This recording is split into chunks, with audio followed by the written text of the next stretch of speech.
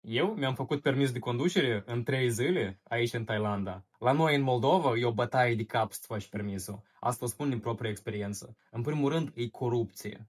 Ai stres și probleme cu examenul. Chiar dacă tu conduci foarte bine, ideal și nu faci nicio greșeală, la final de examen, examinatorul găsește un motiv pentru care să nu te lasă să treci examenul. Îți găsește o singură greșeală și te încarcă cu un 20 ceva de puncte și out. N-ai trecut examenul. După asta trebuie să te înscrii din nou, să dai bani, să aștepți câteva luni de zile în rând și poate din a treia, a patra, a cincea oară tu o să dai examenul. Și examinatorii de fapt sunt foarte spurcăți și așteaptă ca tu să le dai bani. Aici în Thailanda totul este cu mult mai ușor. Eu permisul l-am făcut în 3 zile.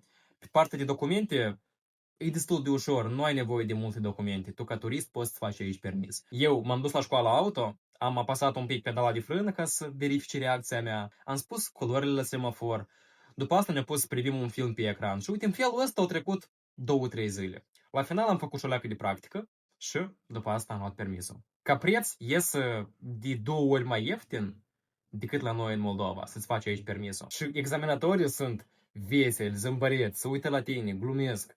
E cu totul o altă atmosferă. Și chiar dacă faci o greșeală, tu nu te simți atât de stresat în interior. Dacă tu ai o profesie care îți permite să lucrezi de acasă și să câștigi pe lună un 2-3 mii de euro, asta e tot ce trebuie ca să faci permisul. Tu știi că poți câștiga bani stabil, să ai cumpărat bilete și ai venit aici. Iată, profesia cu care mă ocup eu se numește web design. Eu fac designul pentru site-uri și aplicații mobile. Dacă tu vrei mai multe detalii despre profesia asta, eu am făcut o lecție gratuită unde am explicat totul.